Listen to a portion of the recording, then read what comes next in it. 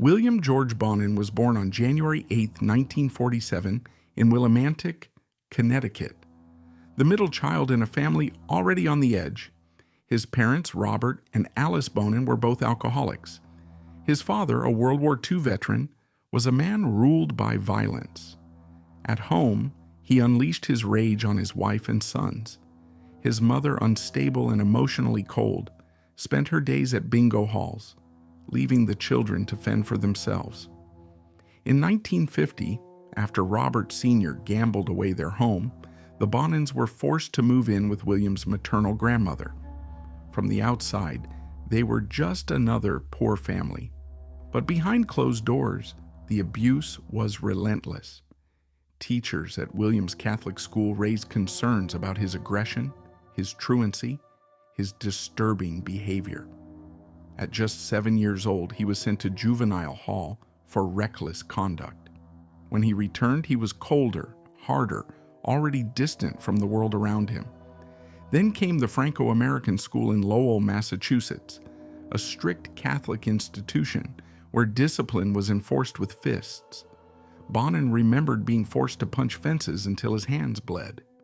Witnesses later said he was tormented by other boys.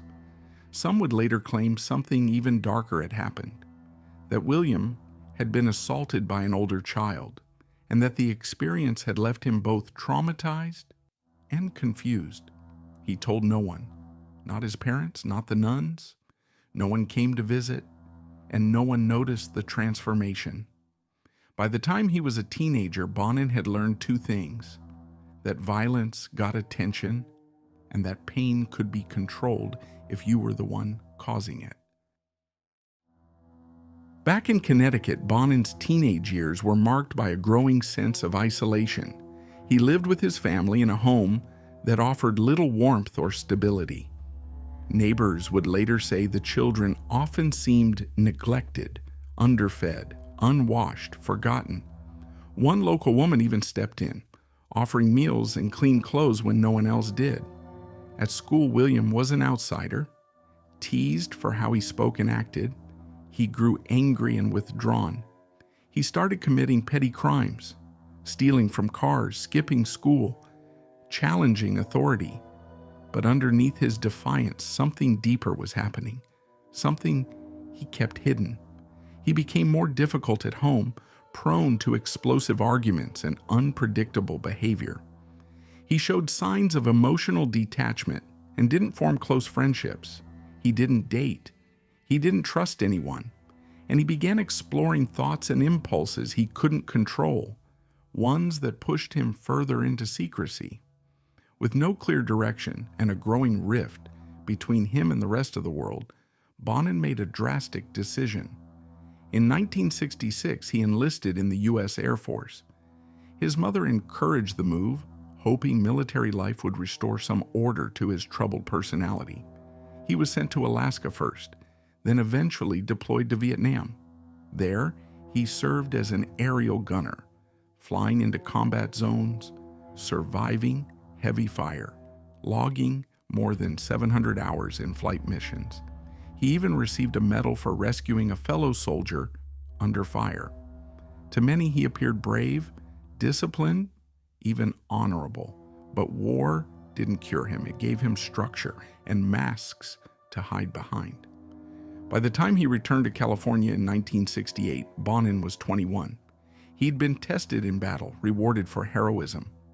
But beneath the uniform, he carried unresolved trauma and deeply buried urges. And now, back home, those urges were no longer held in check. When William Bonin returned from Vietnam, he tried to pick up the pieces. He worked as a gas station attendant, reconnected with his family, even attempted a relationship. But the masks he had worn overseas began to crack. His temper flared more often. His behavior became erratic, and the darkness he had long buried started to surface. In November 1968, just weeks after returning home, Bonin offered a ride to a 14-year-old boy. What began as a promise of help quickly turned into a terrifying ordeal. The boy survived, but he wasn't the only one. Over the next 2 months, Bonin assaulted several more teenagers, using manipulation, intimidation, and force. His pattern was emerging. Eventually, the law caught up with him. He was arrested and charged with multiple offenses. During questioning, Bonin gave unsettling responses. He told one officer that he should be locked up and that he wasn't responsible for his actions. Psychiatrists evaluated him and concluded that he lacked control over his behavior, suffered from deep emotional instability, and was unlikely to change. Despite these warnings, Bonin was not sent to prison. Instead, he was committed to Atascadero State Hospital, a secure psychiatric facility, where he would be evaluated, monitored, and, in theory, rehabilitated. But Bonin had learned how to play the system. He attended therapy sessions, he memorized what the doctors wanted to hear, he painted himself as someone who was remorseful, someone who wanted to change. In truth, he was studying, watching, learning how to blend in. After 5 years in the system, Bonin was released in 1974.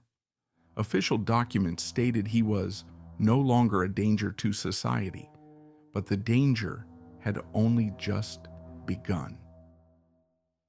By the late 1970s, William Bonin had found a new way to disappear into the background. He worked as a truck driver. He rented a small apartment. To those around him, he was just another quiet man trying to get by.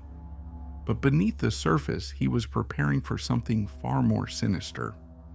In 1979, Bonin bought a faded green Ford Econoline van. To most, it looked like an ordinary work vehicle, but inside it became a chamber of horrors. He removed the handles from the interior so no one could escape. He stocked it with cords, ropes, a tire iron, and other tools he kept hidden beneath the seats. This van would become the last place dozens of boys ever awe. The killings began in May 1979. His first known victim was 13-year-old Thomas Lundgren. He had vanished after telling friends he was meeting someone to take photos for a skateboarding magazine. Hours later, his body was found in Agoura, discarded near the freeway. The brutality was shocking, even to seasoned investigators. Over the following weeks, the bodies kept coming. Teenagers from Reseda, Hollywood, Garden Grove, their faces filled missing person flyers across Southern California. All of them shared similar traits: young, slender, often hitchhiking, and all were last seen getting into a van. Bonin didn't always act alone. At parties, he had met a man named Vernon Butts, a socially awkward store clerk with a fascination for magic and death. Butts, eager for acceptance and easily influenced, became Bonin's first accomplice. Together they hunted. They stalked lonely roads at night, and when they found a target, they struck fast. Then came Gregory Miley, a high school dropout from Texas with a low IQ and a troubled past. Bonin treated him like a protege. Miley joined them on several nights, learning the routine: lure, bind, torture, silence. Bonin called it his weekend activity. Fridays and Saturdays were for cruising. Sundays, he spent with his girlfriend, as if nothing had happened, but the number of victims was growing. By the end of 1979, William Bonin was no longer experimenting. He was perfecting. The killings became more frequent, more brutal, and disturbingly methodical. He had a routine, and he followed it with chilling precision. His victims were boys between the ages of 12 and 19, mostly hitchhikers, runaways, or teens just walking home. Most were last seen alive getting into Bonin's van. Once inside, the pattern rarely changed. The boy would be tied up, stripped of his freedom, and subjected to unimaginable violence. Torture wasn't an afterthought. It was the point. Ligatures left deep marks on necks. Victims were often found with their own clothing used as weapons. T-shirts turned into garrotes, socks tied as gags. Some were assaulted with foreign objects. One boy was stabbed more than 70 times. Another was force-fed chemicals. Several had been strangled slowly, their suffering prolonged. The van itself was a crime scene on wheels. Bonin kept it meticulously stocked with tools of control. He made sure the interior could trap someone without a sound reaching the outside, and he took his time. Sometimes hours passed between abduction and death. He didn't always work alone. Butts was present for many of the murders. He later claimed he acted out of fear, that Bonin had a hypnotic hold on him. But investigators saw something else, someone who enjoyed the violence almost as much. Other names joined the circle. Gregory Miley helped with several killings. James Monroe, a young drifter, would later move into Bonin's home, unaware at first who he was dealing with. Each of these accomplices participated to varying degrees, but in every case, Bonin was the one in control. By early 1980, bodies were turning up across multiple counties, in alleys, fields, construction sites, and always near the freeways. Local law enforcement agencies initially treated the cases separately, but the patterns couldn't be ignored. The same methods, the same type of victim, the same chilling efficiency. A task force was formed, and though they didn't yet have a name, they were closing in on the man the media had already dubbed the Freeway Killer. By mid-1980, the pressure was mounting. Law enforcement had finally started comparing notes across counties. The similarities were undeniable. Same age range, same methods, same highways. A profile began to emerge, and so did a name, William Bonin. His record was no secret. Multiple arrests for sexual assault, a long psychiatric history, and now confidential tips were pointing toward him. One from a young man named William Pugh. He had accepted a ride from Bonin weeks earlier. What Bonin told him inside that van made Pugh uneasy, disturbed even. He didn't go to the police right away. But after hearing news about the murders, he couldn't stay silent. The Los Angeles Police Department launched round-the-clock surveillance. They assigned officers to track Bonin's every move. He seemed unaware, still cruising the same streets, stopping for young boys, offering them rides. 5 boys turned him down on the evening of June 11, 1980. The 6th one didn't. 17-year-old Harold Tate accepted the ride. Police followed the van as it parked near a gas station. When they heard muffled banging and cries from inside, they moved in. What they found confirmed every suspicion. Tate was handcuffed, bound, terrified. Bonin was mid-act. He was arrested on the spot. At first he said little, but once in custody, the evidence began to speak for itself. Inside the van, police found ropes, handcuffs, a tire iron, and an ice pick. They also noticed something peculiar. The door handles on the inside had been removed. Back at Bonin's house, the discoveries were worse. Bloodstains, fibers, a scrapbook of newspaper clippings about the murders. He had followed the headlines like a collector, as if the deaths were his trophies. Then Bonin started talking. He confessed not out of guilt, but calculation. He cooperated in exchange for small comforts, fast food during long interviews, breaks in questioning. Over several nights, he described what he had done to 21 boys and young men. Names, methods, locations. He showed no remorse, only irritation that he had been caught. The trial of William Bonin began in the fall of 1981, and from the start, it was unlike anything the court had seen before. The man accused of torturing and killing over 20 young men entered the courtroom calm, polite, almost disinterested. But the evidence spoke louder than he ever did.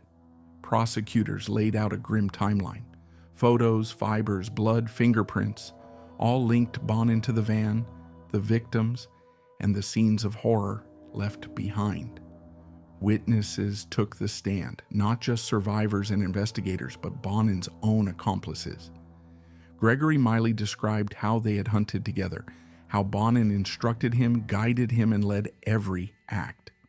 James Monroe testified as well, admitting he helped dispose of one body but insisting he didn't know what Bonin truly was until it was too late.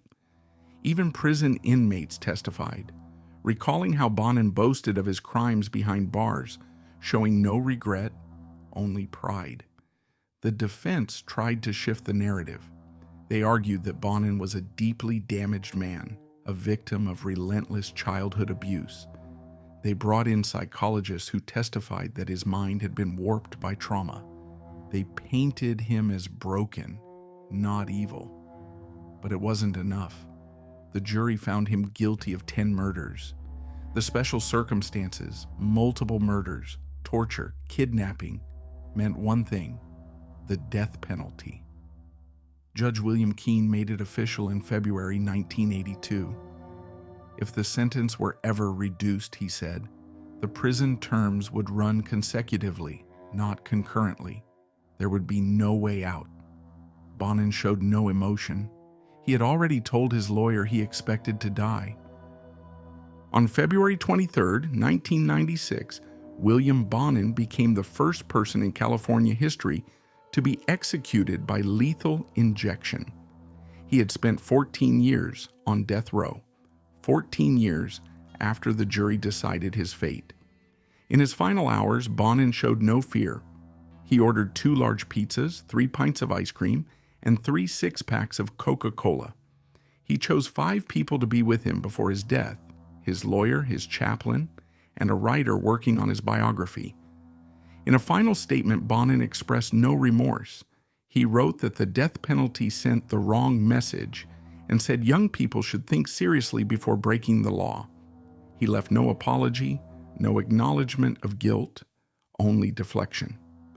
At 11:45 p.m., he was escorted into the execution chamber. By 12:13 a.m., he was pronounced dead. None of his family claimed the body.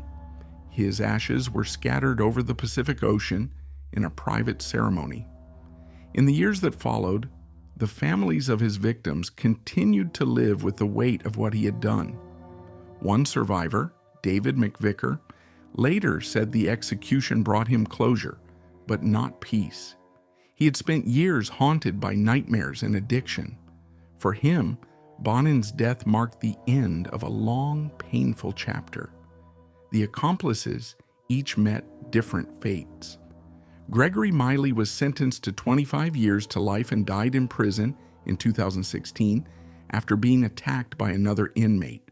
James Monroe, sentenced to 15 years to life, remains incarcerated, his requests for parole repeatedly denied. William Pugh served a short sentence and faded from public view, but the shadow of the Freeway Killer and the boys whose lives he stole still lingers in headlines, in court records, in the memories of the families left behind, and in the long, lonely silence of California's highways.